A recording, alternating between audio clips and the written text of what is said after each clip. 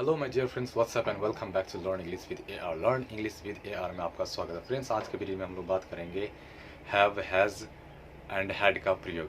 किसी भी सेंटेंस में हम लोग हैव का प्रयोग कब करेंगे, हैज़ का प्रयोग कब करेंगे और हैड का प्रयोग कब करेंगे। वीडियो का अगर अंत तक आप बने रहेंगे तो आई प्रॉमिस यू, आप एक नहीं, दो नहीं, 100 नहीं, 200 नहीं, आप 1000 तक सेंटेंस ऐसे आप बना सकते हैं। So let's begin. जैसे कि जानते हैं कि सर हैव का मतलब होता है रखना, और हैव की दूसरी फॉर्म होता है सर हैड, तीसरी फॉर्म होती है हैड, एंड चौथी फॉर्म हैविंग, एंड पांचवी फॉर्म है हैज़। सर हैव या हैज़ का या फिर हैड का प्रयोग कब करेंगे? जब सब्जेक्ट का अधिकार किसी पर होता है, यानी कि पोजेशन अधिकार को दिखाने के लिए होता है या फिर रिलेशन को दिखाने के लिए होता है। हैड के प्रयोग के साथ किसी भी सब्जेक्ट का प्रयोग हो सकता है, जबकि हैव का प्रयोग जो है आई, वी, यू, दे या फिर प्लूरल नाउन के साथ हो सकता है, और हैज़ का प्रयोग ही, से, इट या फिर सिंगुलर नाउन के साथ होता है। ठीक है। हैड का प्रयोग जब सब्जेक्ट के पास पास्ट में कुछ था, जैसे कि मेरे दादा जी के पास एक हाथी था, तो मतलब था, पास्ट में था, तो पास्ट के चीज़ों को दर्शाने के लिए जब सब्जेक्ट के पास पास्ट में कुछ होता था तब हम लोग हैड का प्रयोग करते हैं। कुछ एग्जाम्पल के थ्रू से हम लोग चीज़ों को समझते हैं। फॉर एग्जाम्पल के लिए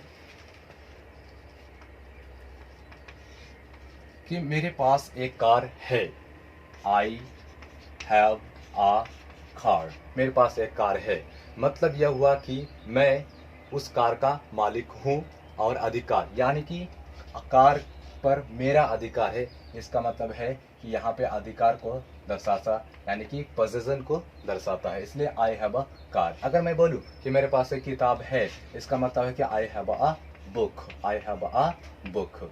इसमें भी आपको देखते हैं सर, इसमें भी पोजेशन यानी कि अधिकार को दर्शाता है। अगर मैं बोलूँ कि मेरे पास एक घर है, तो आई हैव अ हाउस, मेरे पास एक घर है, उस मतलब यह हुआ कि मेरा अधिकार उस घर पर है, यानी कि वह अधिकार को दर्शाता है। उसी प्रकार आप आगे भी लिख सकते हैं कि I have a pen, I have an apple, I have a son, I have a daughter.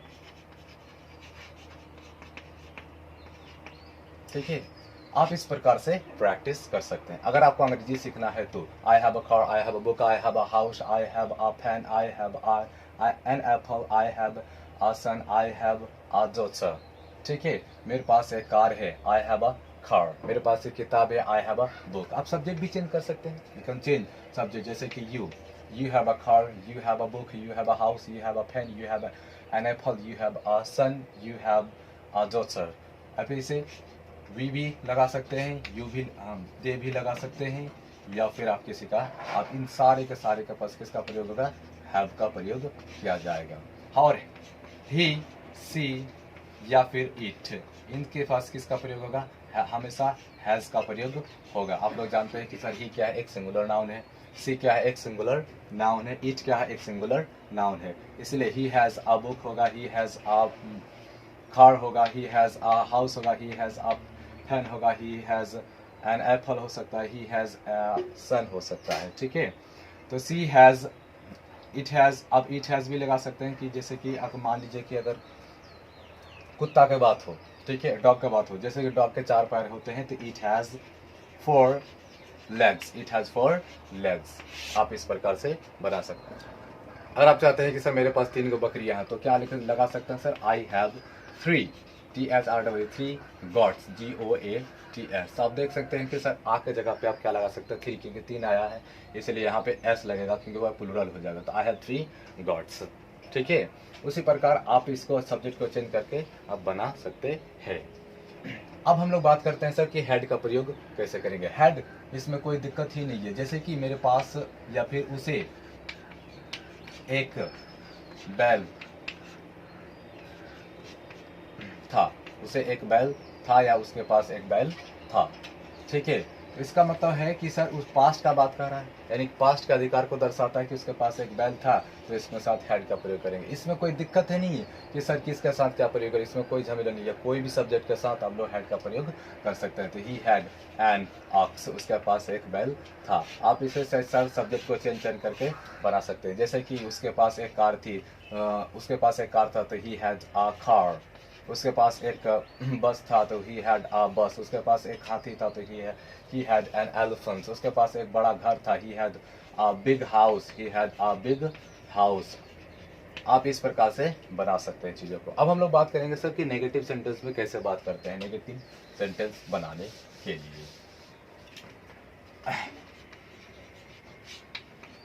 अगर आपको नॉट लगाना है सेंटेंस में तो आप लोग ए या फिर एन का प्रयोग कर सकते हैं, या फिर वन या फिर टू या फिर थ्री रहेगा तो। अगर नो का प्रयोग करना है तो ए या फिर एन का प्रयोग हम लोग नहीं करेंगे, ठीक है। फॉर एग्जाम्पल के लिए जैसे कि मुझे एक कलम नहीं है, मुझे एक कलम नहीं है तो I have not a pen, I have not a pen, मुझे एक कलम नहीं है। तो यहाँ पे नोट के बाद देख रहे हैं सर कि आ का प्रयोग होगा। अगर यहाँ पे नो लगाना का बात है, अगर आप नो लगाते हैं तो ए का प्रयोग नहीं होगा। आई हैव नो पेन, मेरे पास एक कलम नहीं है, या मेरे पास एक भी कलम नहीं है तो आई हैव नो पेन। आप यहाँ पे नो के बाद ए का प्रयोग नहीं कर सकते हैं।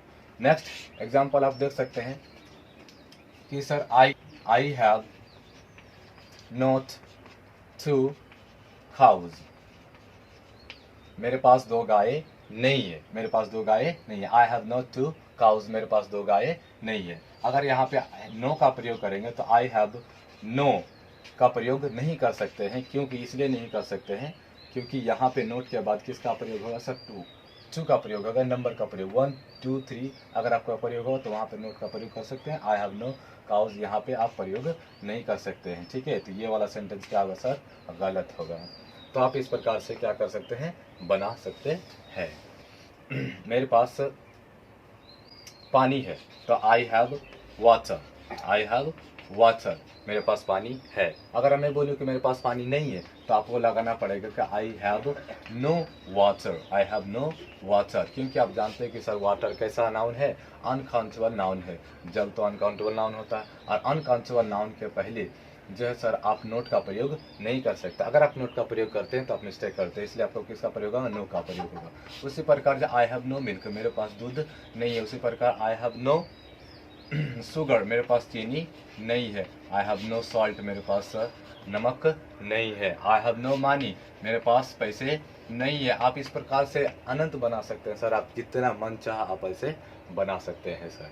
आई होप ये वीडियो आपको अच्छा लगा होगा। अगर ये वीडियो आपको अच्छा लगा होगा तो please like and subscribe my YouTube channel so that I can bring you another video for you, ताकि मैं आपके लिए अगला वीडियो ला सकता हूँ। ओके फ्रेंड्स, मिलते हैं अगले क्लास में।